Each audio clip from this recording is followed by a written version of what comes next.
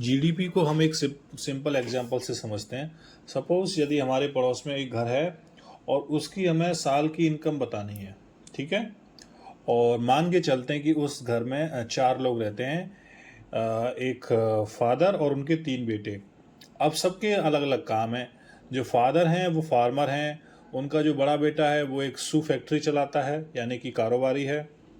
दूसरा बेटा जो है डॉक्टर है, और सबसे छोटा बेटा एक प्राइवेट कंपनी में सॉफ्टवेयर इंजीनियर है। तो अब इनकी एनुअल इनकम हम पता कर सकते हैं यदि हम इन चारों की एनुअल इनकम पता कर लें, है ना। तो सपोज फादर जो हैं वो एक फार्मर, हमने बताया जैसे कि 25,000 रुपये पर मंथ कमाते हैं। जो उनका बड़ा बेटा है जिसकी फैक्ट्री है वो 1 लाख पर मंथ कमा रहा है। डॉक्टर साहब 80,000 पर मंथ कमा रहे हैं। और सबसे छोटे वाले बेटे जो कि सॉफ्टवेयर इंजीनियर हैं किसी कंपनी में, वो 50,000 पर मंथ कमा रहे हैं।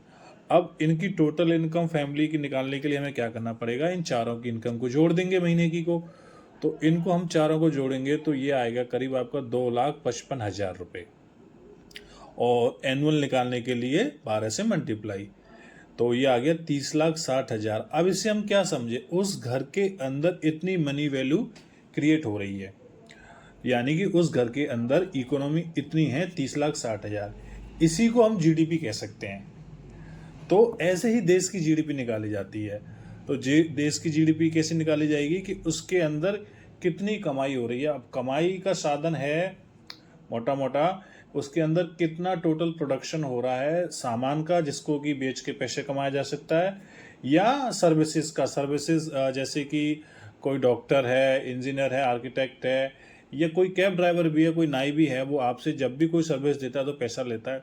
उस पैसे को यदि हम टोटल कर लें और सामान के पैसे में टोटल कर दें एक साल के अंदर, पर कंडीशन ये है कि वो इंडिया के अंदर की बात होनी चाहिए। ऐसा नहीं कि कोई हमारा आदमी विदेश में काम कर रहा है तो उसके पैसे को भी जोड़ेंगे, वो एक अलग टॉपिक है, उसको हम बाद में डिस्कस करेंगे। उसी को हम जीडीपी कहते हैं। तो चलिए जीडीपी को और थोड़ा डिटेल में समझते हैं टेक्निकली। जीडीपी की यदि हम डेफिनेशन देखें, यानी कि ग्रॉस डोमेस्टिक प्रोडक्ट, तो वो ये है total monetary value slash market value of all finished goods and product produced with in a country over a year. यानी कि किसी देश के अंदर उत्पादित होने वाले सामान और सेवाओं का, यानी सर्विसेज का, यदि टोटल मॉनेटरी वैल्यू हम निकालें एक साल के अंदर, तो वो जीडीपी कहलाती है। उदाहरण के तौर पे प्रधानमंत्री या कोई भी हम न्यूज़ में हम सुनते हैं कि हमारे देश की जीडीपी जो करंट है वो करीब 4 ट्रिलियन यूएस डॉलर है। तो इसका मतलब ये है कि हमारे देश के अंदर जो भी गुड्स मैन्युफैक्चरिंग हो रही है प्लस सर्विसेज की total money value 4 US trillion dollar है एक साल के अंदर, ठीक है। तो इसको हम ये कह सकते हैं, सॉरी, कि money value being produced through manufacturing of goods slash products and services. तो जो गुड्स और सर्विसेज के द्वारा मनी वैल्यू क्रिएट की जा रही है वो जीडीपी है।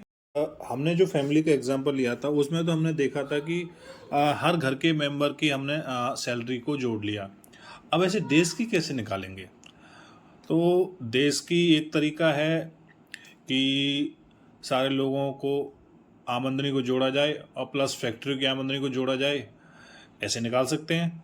पर ऐसे निकालना बहुत टफ होगा, कितने लोगों को जोड़ेंगे। तो अगर मोटा मोटा देखा जाए तो हमारे देश की इकोनॉमी 3 जगह से आती है, आप सबको पता है।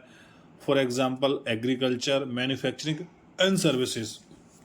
तो अब जैसे जो इनसे 3 सेक्टरों से जो भी मनी वैल्यू क्रिएट हो रही है वो उसको टोटल जोड़ के जीडीपी बन जाती है।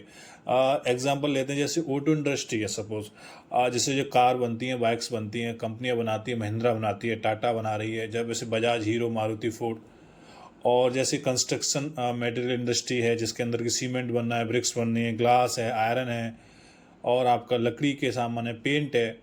एग्रीकल्चर के अंदर जैसे सपोज जितना भी एग्रीकल्चर प्रोडक्ट्स है, पोटैटो है, टोमेटो, दाल।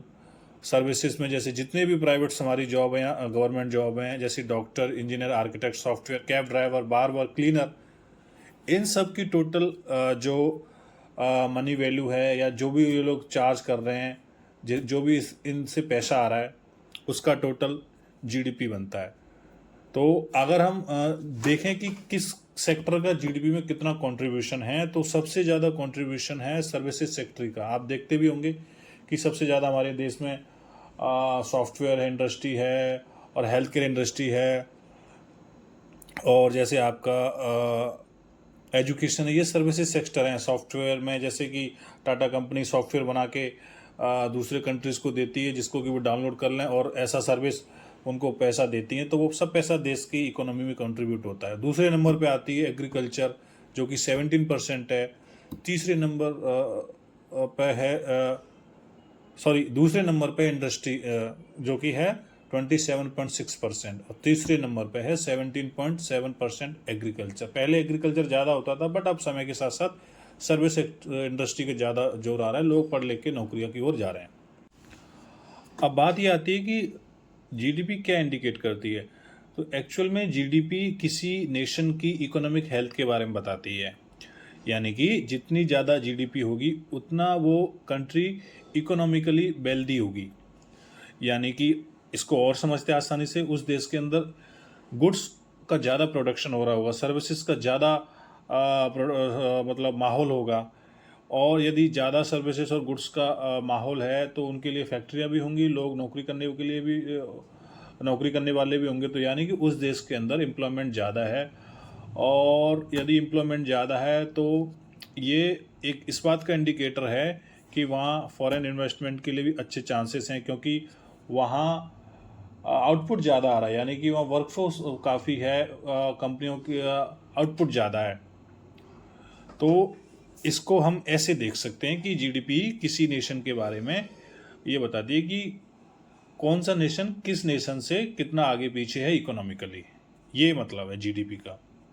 जैसे इंडिया की जो जीडीपी है 4 ट्रिलियन यूएस डॉलर के करीब है आज की डेट में 2025 में, और ये दुनिया की सबसे चौथी बड़ी जीडीपी है।